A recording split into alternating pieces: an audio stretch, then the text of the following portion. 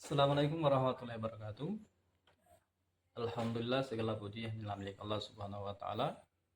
Salawat dan salam tercurah kepada junjungan kita baginda Rasulullah Muhammad sallallahu alaihi wasallam. Ya, anak-anak sekalian, kembali lagi dengan Pak Guru. Ya, hari ini semoga kita dalam keadaan sehat walafiat. Baik, sebelum kita melanjutkan pembelajaran pada pagi hari ini, terlebih dahulu mari sama-sama kita awali dengan berdoa kepada Allah Subhanahu wa taala. Semoga apa yang kita pelajari pada pagi hari ini menjadi berkah. Semoga yang kita pelajari gampang kita pahami. Doa dimulai. A'udzu billahi minasyaitonir rajim. Bismillahirrahmanirrahim. Allahumma inni as'aluka ilman nafi'an wa rizqan thayyiban. Amin. Baik, anak-anak sekalian, sebelum kita lanjut pelajaran hari ini, terlebih dahulu kita harus tahu apa yang akan kita pelajari, yaitu hikmah dan keutamaan puasa sunnah. Apa tujuan pembelajaran yang akan kita capai setelah kita mempelajari materi ini? Jadi Pak Guru harapkan bahwa setelah ini atau setelah kita menerima materi ini, Pak Guru harap kalian bisa memahami hikmah puasa sunnah. Baik, kita lanjut materi kita. Ya. Sebagaimana layaknya pada ibadah-ibadah yang lain atau yang pada umumnya tentu memiliki hikmah. Ya. Seperti misalnya ibadah-ibadah sholat, ya, ibadah zakat, itu semua memiliki hikmah. Sama halnya dengan yang akan kita pelajari ini, yaitu hikmah. Hikmah puasa sunnah. Ya, puasa sunnah itu tidak kita harus tahu. Ya, artinya, jenisnya, kemudian ketentuannya, tapi kita juga harus tahu apa hikmahnya. Ya. Apa sebenarnya hikmah dari puasa sunnah itu sendiri? Yang pertama adalah menyempurnakan kekurangan ibadah wajib. Ya, anak-anak sekalian, mungkin kita pernah atau sering meninggalkan sholat wajib kita, baik itu disengaja maupun tidak disengaja. Ya, sering mungkin kita ulur waktu, tiba-tiba habis waktunya sholat asar, sholat maghrib misalnya, atau sholat subuh mungkin kita tertidur sehingga kita tidak melaksanakan. Puasa sunnah ini dia memberikan kesempatan kita untuk menyempurnakan ibadah-ibadah wajib yang telah kita tinggalkan. Yang kedua adalah meningkatkan ketakwaan kepada Allah Subhanahu wa taala.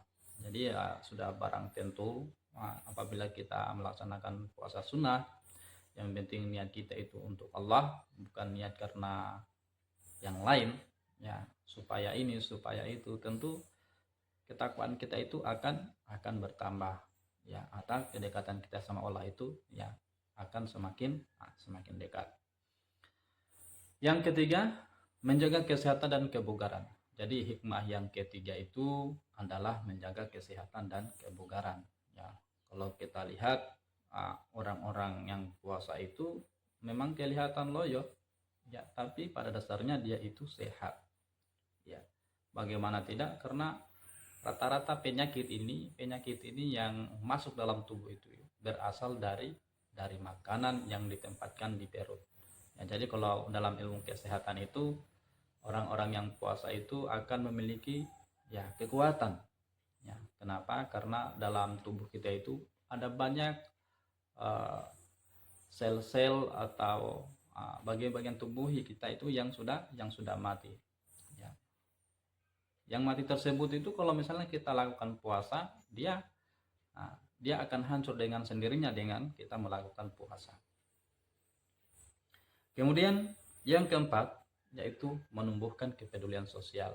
Jadi orang yang melaksanakan puasa itu dia akan merasakan bagaimana orang-orang miskin itu hidupnya bagaimana, bagaimana orang-orang fakir itu bagaimana dia rasakan kelaparan. Ya, kita akan rasakan secara langsung bahwa oh ternyata begini nih kalau misalnya kita kelaparan. Ternyata begini rasanya kalau kita jadi orang miskin. Ya. Ya orang walaupun orang kaya kalau puasa pasti dia akan merasakan yang namanya lapar. Adapun yang terakhir yang kelima yaitu menegakkan sunnah-sunnah Rasulullah SAW. Ya, ini adalah puasa sunnah ya, bukan puasa wajib.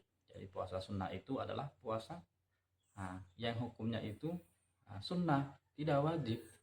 Tapi kalau kita rutin melaksanakannya, ya kita secara otomatis sedang menegakkan sunnah-sunnah Rasulullah SAW. Nabi kita itu sering berpuasa di hari apa? Hari Senin dan hari Kamis. Ya anak-anak sekalian, selain dari kelima hikmah tersebut, ya masih ada hikmah-hikmah yang lain ya. Ya beberapa hikmah puasa sunnah yang telah dijelaskan di atas itu atau yang Pak Guru jelaskan, terdapat beberapa hikmah puasa sunnah lainnya. Sebagaimana tujuan dilakukan puasa tersebut yang disebabkan oleh suatu hikmah yang ingin Allah Subhanahu wa taala berikan kepada hambanya. Misalnya melaksanakan puasa Arafah. Ya.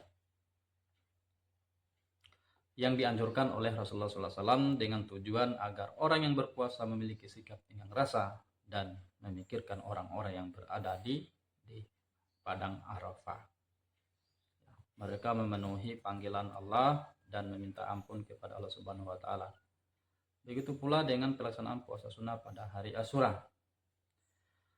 Puasa ini dianjurkan sebagai ungkapan rasa syukur atas kemenangan Nabi Musa alaihissalam, sehingga seseorang berpuasa pada hari tersebut menunjukkan rasa syukur kepada Allah Subhanahu wa taala serta akan mendapatkan pahala yang sangat besar.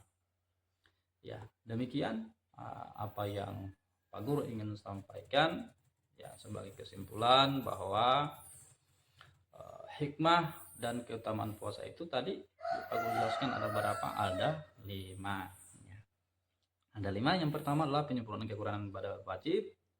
Yang kedua adalah meningkatkan ketakwaan kepada Allah Subhanahu wa taala. Yang ketiga menjaga kesehatan dan kebugaran. Yang keempat menumbuhkan kepedulian sosial dan yang kelima menegakkan sunnah-sunnah Rasulullah Sallallahu Alaihi Wasallam. Ya. Jadi sebelum Pak Guru lanjut, Pak Guru akan memberikan tugas. Tugas berupa soal yang kemudian akan kalian jawab. Tugasnya gampang, ya gampang yang tugasnya yaitu 2 nomor saja. 2 nomor saja. Jadi yang pertama tugasnya adalah tuliskan hikmah ibadah puasa sunnah. Yang kedua adalah jelaskan hikmah melaksanakan puasa Arafah. Demikian apa yang Pak Guru sampaikan, lebih dan kurangnya mohon dimaafkan. Saya akhiri dengan ucapan wassalamualaikum warahmatullahi wabarakatuh.